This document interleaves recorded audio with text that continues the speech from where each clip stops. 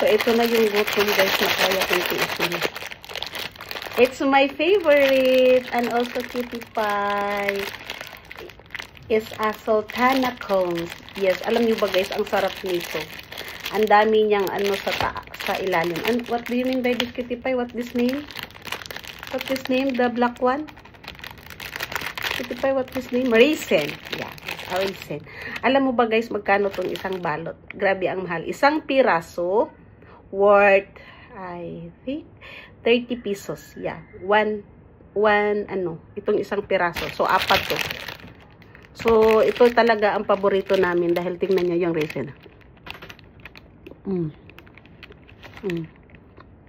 Ang sarap. At saka hindi siya matamis. Kaya, masarap to sa kape.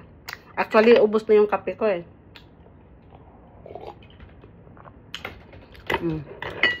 Diba? Kaya kahit mahal, okay lang.